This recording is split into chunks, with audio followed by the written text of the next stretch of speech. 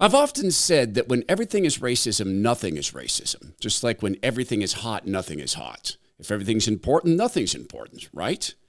So CNN has come out to announce, one of our guests, that you can not intend racism to accomplish it. If you don't intend racism and you accomplish it, are you actually racist or are you making a mistake in how you speak? Because we can do a comparison here. The comparison is between some people mispronouncing Kamala Harris's name. It's a unique name. Incidentally, I would say it's a pretty name. I like the name Kamala. My name is a sound. It's an utterance. It's something you can say on accident. You stub your toe, you can go, Todd. But Kamala is actually a pretty name. And it's hard to say sometimes. Kamala. That's not racism unless it's intended. It's a slip of a tongue. What is racism is Tim Walz and Kamala Harris in a skit that someone wrote. And put aside the racism of the skit. We have a woman who seized power using a coup-like move, threatening figurehead Biden with the 25th Amendment. At least that's what we've heard through Seymour Hersh. It seems to be backed up by what Biden has said, that they forced him out. He's effectively admitted that. Nancy Pelosi has admitted that. It will come to pass that we learn it was probably Barack Obama who made the final phone call to Joe saying, hey, this is the 25th or you don't run again. So this woman who seized power was never given any votes by any DNC grassroots supporters, is now the nominee, and joy. She's acting in skits. And the skits are meant to portray her as joyful Kamala and to denigrate white people. Because this, of course, is one of the mantras of the modern Democrat Party. So we'll do a little side-by-side comparison here. I do a side-by-side comparison in terms of my sleep health, my anxiety health, because I'm not good at ordering things. I sometimes run out of product. I know I can do auto ship and I will do this. Magnesium Breakthrough is one of these things. When I run out of Magnesium Breakthrough, like I did when I was in Mexico, I ran out. My sleep suffers. And I don't like that. You probably don't either. Sleep is where our body repairs itself. It's where our minds clean up our files. I think of it as that defragging thing. I was weird. I used to like to watch the defragmenting thing and on the computer work. Did you ever do that? That's where your mind defragments itself and puts the thoughts where they belong. It also helps with anxiety to alleviate it. Magnesium is responsible for 600 body interactions, including what I've just talked about, as well as digestion. The only place you can get a free bottle of Magnesium Breakthrough, and I cannot believe they haven't withdrawn this offer yet, is magbreakthrough.com/Todd-free. It's not on Amazon. It's not on the Bioprocessors website. It's not in stores. It's just magbreakthrough.com/Todd-free. Take it and compare in your life. Here's CNN, and it's a discussion about Kamala Harris. And we're going to hear a phrase that you don't have to intend racism to accomplish it. Michael. That sounds like self-hatred and justification of white supremacy. And let me just say this, because this Congresswoman is a wonderful human being. That's Michael Eric Dyson, Professor, African-American Studies, Vanderbilt University. Back to the video. But when you disrespect Kamala Harris by saying you will call her whatever you want, I know you don't intend it to be that way. That's the history and legacy of white disregard for the humanity of black people. So now you're calling me racist. I didn't say, I just said you weren't a BS. racist. That is complete You don't have to intend racism to accomplish you are intending that Your I am disrespect racist, of Kamala and Harris that is part and offensive. parcel of a And tradition of disrespect. It's offensive, Congresswoman, and it's, why can't you it's just... offensive. I'm not calling you a racist. I'm No, saying you are. what the practice is You racist. are. You absolutely I'm saying the practice is disrespecting. No, what's disgusting is your disrespect of her. Professor. This gentleman said, I didn't know her name. He's trying to do is it. her disrespect of women. She doesn't know what a woman is. And if 25 years ago, White women don't have the ability to tell black women who paid the price of blood to make this country what it is, to tell them they're not real women. 25 years They care for your babies. 25 years ago, I became the first woman to graduate from the Citadel, the military college of South Carolina. I fought my way through it It's Nancy Mace, by the way. Let me So pronounce her name right. Kamala Harris. If Kamala. You said I this will before. say Nancy anything that I Mace. want. It's Come on, Kamala. it's You're Kamala. doing this on purpose, That's Congresswoman. disrespectful. Just a second. You can't expect people to If respect a your man put service on if a you don't skirt and respect walked her. that stage 25 years ago, she You're a would have white said woman she would disrespecting have a taken black that woman. That is achievement away from problematic. women. Mr. That's Dyson, let me get in disgusting. here because That's- I want to that's play disgusting. one more bit from Ellie's. You're a white woman disrespecting a black woman by not saying her name correctly? Now, maybe Nancy Mace is trolling them. Maybe she is. But let's compare some things.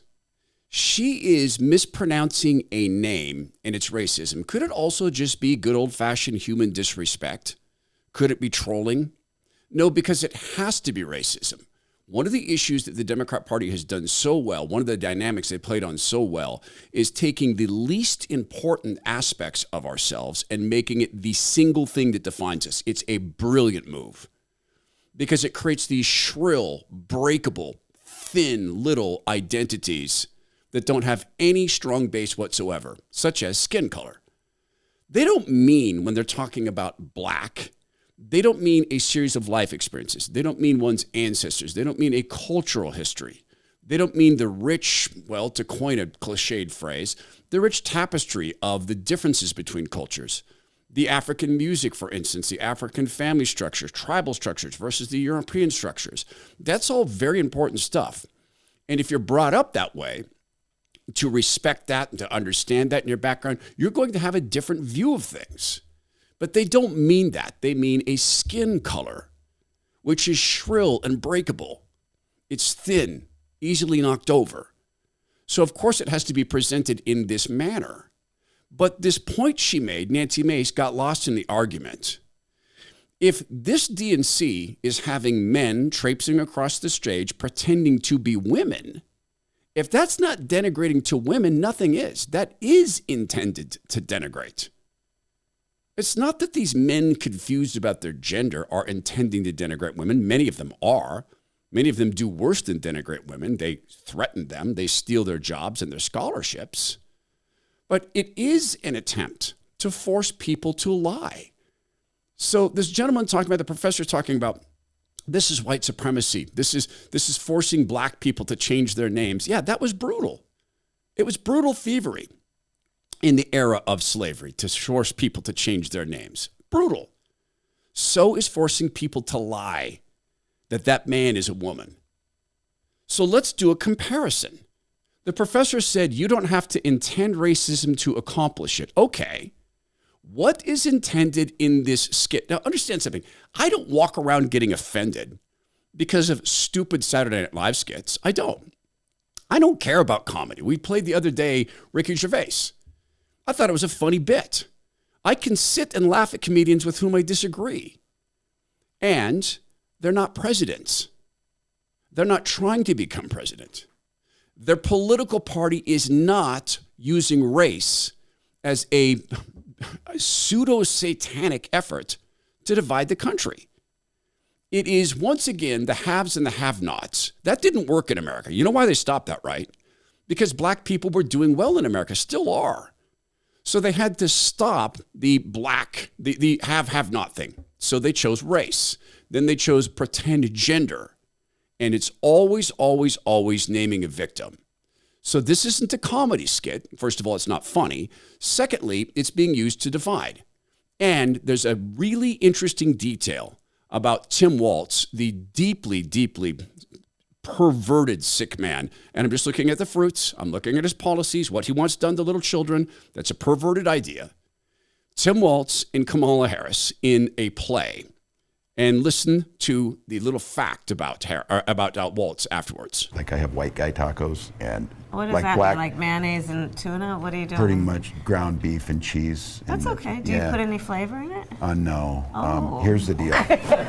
No, they said to be careful and let her know this, that black pepper is the top of the spice level in Minnesota, you know. I'm the first vice president, I believe, who has ever grown chili peppers. I'm trying to expand We'll figure my food knowledge. You know what? We've got some cantaloupes. You'll be fine. Yeah.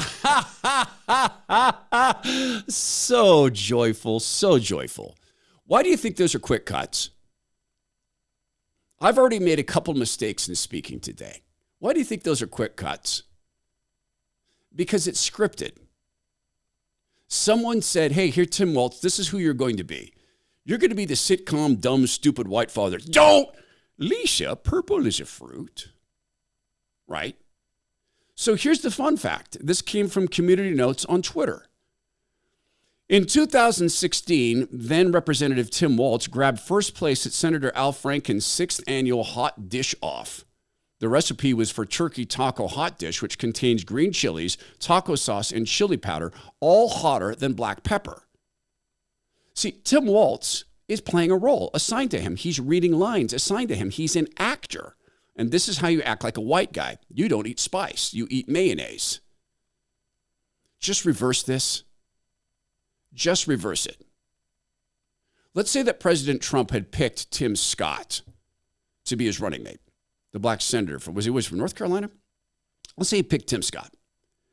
And let's say that President Trump and Tim Scott acted in a little drama like this, a little skit. And Tim Scott said something like, well, President Trump, I just like to eat that watermelon and fried chicken. I don't really like the fast food, McDonald's, unless it's that McRib, man. I love me that McRib. I take that McRib smeared all over my face, all over my chest, my family. We do that together. Then we go out back, and we eat the fried chicken together and chase watermelons. Yeah, you ever chase watermelons, President Trump? That's fun. It's fun game. You should come out and chase watermelons. Stinking racism. Not funny. They're not supposed to be actors. They're supposed to be people who want to run the country. The people who scripted this know exactly what they're doing. They're trying to appeal to a party that has been taught that white people are either oppressive tyrants and racists or stupid oafs who have no cultural sophistication whatsoever. It's sick. And compare it to CNN. Did they intend racism with that? Yeah. Yeah, that's why they colored Tim Waltz that way. They did intend racism. Because in the Democrat Party, hating whitey, man, that's virtuous, as we've talked about on the program before. That, according to them, is virtuous racism.